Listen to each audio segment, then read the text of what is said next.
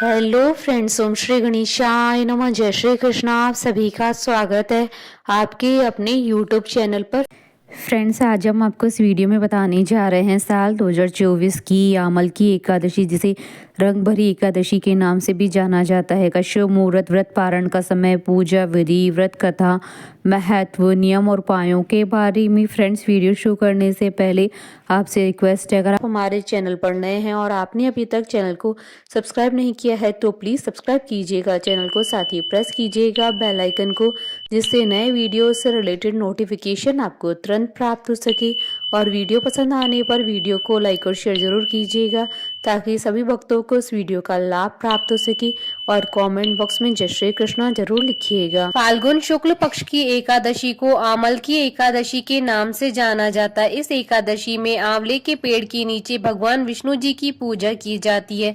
मान्यता है कि इस व्रत को करने से सभी प्रकार के पाप नष्ट हो जाते हैं और मोक्ष की प्राप्ति होती है। इस दिन व्रत रखने से 1000 गोदान के फल के बराबर पुण्य की प्राप्ति होती है। आमल की एकादशी का हिंदू धर्म में विशेष महत्व होता है। आमल की यानी आंवला, शास्त्रों में आंवला को श्रेष्ठ स्थान प्राप्त है। मान्यता है कि श्री हरि विष्णु ने जब सृष्टि की रचना के लिए ब्रह्मा को जन्म दिया तो उस समय उन्होंने आंवले के वृक्ष को भी जन्म दिया। आंवले को भगवान विष्णु ने आदि वृक्ष के रूप में प्रतिष्ठित किया। इसके हर अंग में ईश्वर का स्थान माना गया है। मान्यता है कि आमल की एकादशी के दिन आंवला और श्री हरि विष्णु की पूजा करने से मोक्ष की प्राप्ति होती है। मान्यता है कि जो लोग स्वर्ग और मोक्ष की कामना रखते हैं उनको आमल की एकादशी के दिन आंवले के वृक्ष के नीचे बैठकर भगवान विष्णु की आराधना करनी चाहिए। कहते हैं कि आंवला भगवान विष्णु जी का प्रिय फल है। आंवले के वृक्ष में भगवान विष्णु जी का निवास माना जाता है।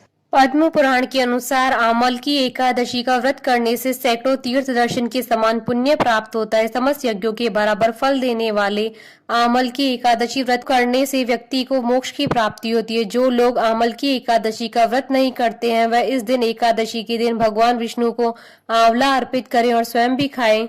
शास्त्रों के अनुसार आमल की एकादशी के दिन आंवले के सेवन करना बहुत ही लाभकारी होता है। इस दिन आंवले का उपटन, आंवले के जल से स्नान, आंवले का पूजन, आंवले का भोजन और आंवले का दान करना चाहिए। होली से पहले आने वाली इस एकादशी को रंग भरनी एकादशी के नाम से भी जाना जाता है। रंग भरनी एकादशी के बारे में कथा है कि गौरी से विवाह के बाद भगवान भोलेनाथ जब पहली बार अपनी प्रिय काशी नगरी आए तो उसी दिन को ही माँ पार्वती के आगमन में यहाँ रंग भरनी एकादशी के रूप में मनाते हैं। मान्यता है कि उस दिन माँ पार्वती के स्वागत में पूरा नगर विविध रंगों से सजाया गया था। तब से यह परंपरा आज भी चली आ रही है। यहाँ होली से पहले पड़ने वाली एकादशी को रंग भरनी एकादशी के रूप में मनाते हैं। पूरी काशी को रंग गुलाल से सजाया जाता है और बाबा विश्वनाथ का विशेष श्रृंगार होता है और माँ गौरी और शिव के स्वागत की जोर जोर से तैयारियां की जाती हैं। आमल की एकादशी के साथ एक और कथा जुड़ी है। उसके अनुसार राजस्थान के सीकर में खाटू श्याम के दर्शन देने की कहानी है। मान्यता है कि इसी दिन पहली बार श्याम कुंड में बाबा श्याम का मस्तक प्रकट हुआ था। तब से होली के पहले पड़ने वाली इस एकादशी के मौके पर खाटू धाम में मेले का आयोजन होता है, जहां श्रद्धालु खाटू श्याम के दर्शन करके पूजा पाठ करते हैं और उनसे अपने घर परिवार की सुख समृद्धि की प्रार्थना करते हैं। फ्रेंड्स, अब आइए जानते हैं आमल की एकादशी के शुभ मुहूर्त के बारे में। हिंदू पंचांग के अनुसार साल 2024 में आमल की एकादशी का व्रत 20 मार्च 2024 बुधवार के दिन है। फाल्गुन शुक्ल एकादशी तिथि प्रारंभ होगी 19 मार्च की रात्रि यानी 20 मार्च की सुबह 12:21 पर और फाल्गुन शुक्ल एकादशी तिथि का समापन होगा 21 मार्च 2024 को सुबह 2:22 पर। व्रत पारण का समय रहेगा 21 मार्च 2024 को सुबह 7:15 से सुबह 9:20 तक और दोपहर 1:47 से शाम 4:13 तक। और हरिवासर समाप्ति का समय रहेगा 21 मार्च 2024 को सुबह 8:58 पर। और इस दिन रवियोग का संयोग भी बन रहा है। इस दिन रवियोग का प्रारंभ होगा 20 मार्च 2024 को सुबह 6:31 से रात्रि 10:38 तक। फ्रेंड्स, अब आइए जानते हैं आमल की एकादशी की पूजन विधि के बारे में। आमल की एकादशी के एक दिन पहले यानी कि दशमी को रात के समय भगवान विष्णु का ध्यान करते हुए सोना चाहिए। एकादशी के दिन सबसे पहले नित्य कर्म से निवृत्त होकर स्नान करें और स्वच्छ वस्त्र धारण करें। अब घर के मंदिर में विष्णु जी की प्रतिमा के सामने हाथ में तिल, कुश, मुद्रा और जल लेकर व्रत का संकल्प करें। संकल्प लेते हुए इस प्रकार कहें कि मैं भगवान विष्णु की प्रसन्नता एवं मोक्ष की कामना से आमल की एकादशी का व्रत रखता हूँ या रखती हूँ। मेरा यह व्रत सफलता पूर्वक पूरा हो, इसके लिए श्री हरि मुझे अपनी शरण में रखें। अब विधि विधान से श्री हरि विष्णु जी की पूजा करें। सबसे पहले विष्णु जी की प्रतिमा को स्नान कराएं और पहुंचकर स्वच्छ वस्त्र पहनाएं। अब विष्णु जी को पुष्प, ऋतुफल और तुलसी दल चढ़ाएं। इसके बाद श्री हरि विष्णु जी की आरती उतारें, उन्हें प्रणाम करें।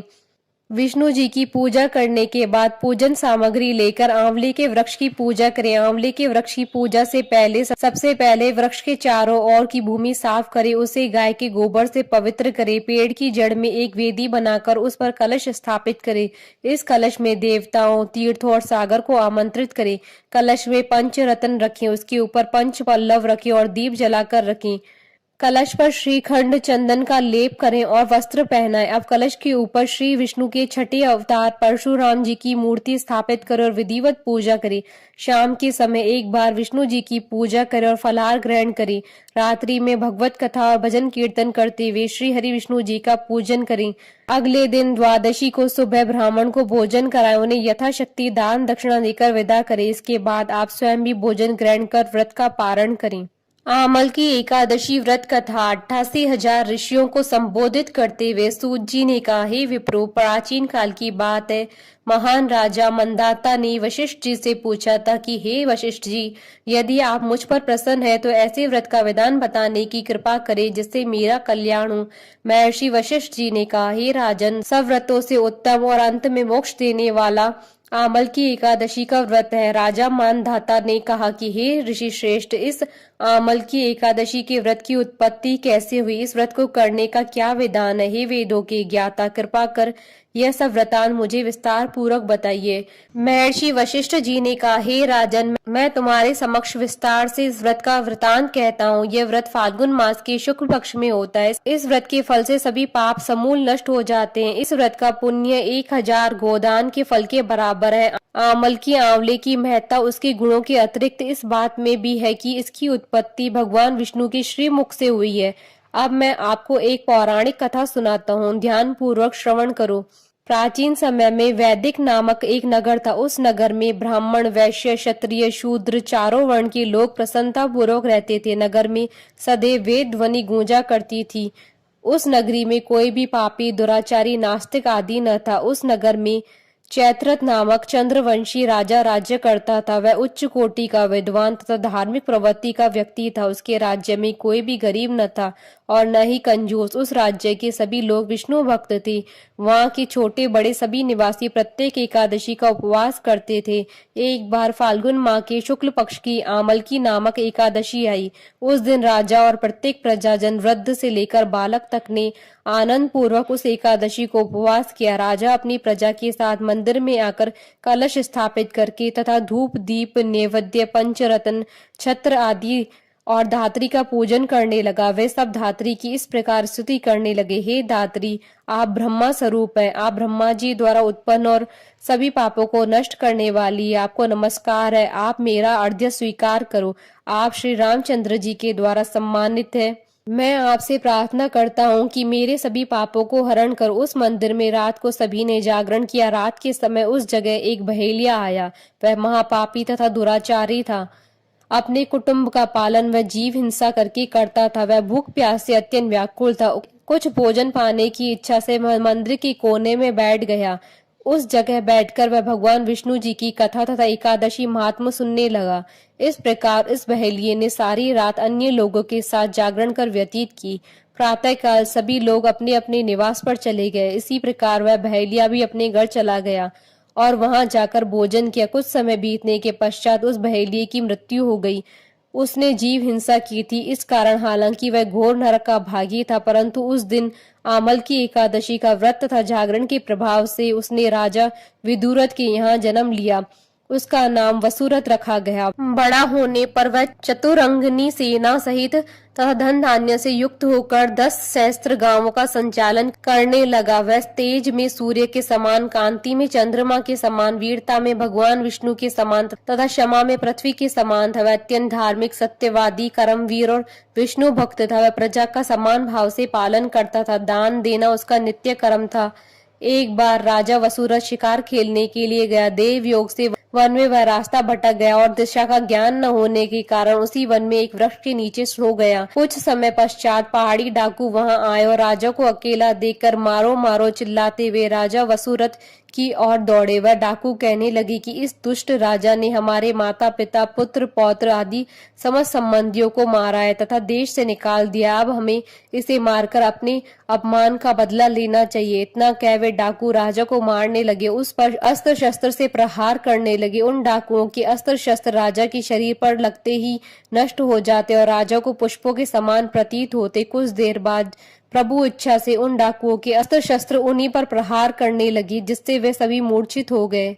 उसी समय राजा के शरीर से एक दिव्य देवी प्रकट हुई। वह देवी अत्यंत सुंदर थी तथा सुंदर वस्त्रों तथा आभूषणों से अलंकृत थी। उसकी बकुटी टेढ़ी थी, उसकी आंखों से क्रोध की भीषण लपटें निकल रही थी। उस समय वह काल के समान प्रतीत हो रही थी।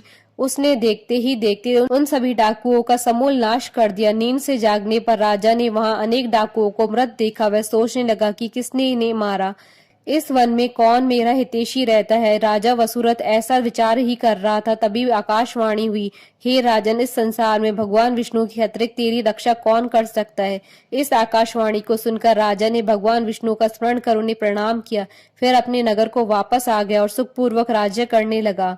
महर्षि वशिष्ठ ने कहा, हे राजन, यह सब आमल की एकादशी के व्रत का प्रभाव था। जो मनुष्य एक भी आमल की एकादशी का व्रत करता है वह प्रत्येक कार्य में सफल होता है और अंत में वैकुंठ धाम को पाता है।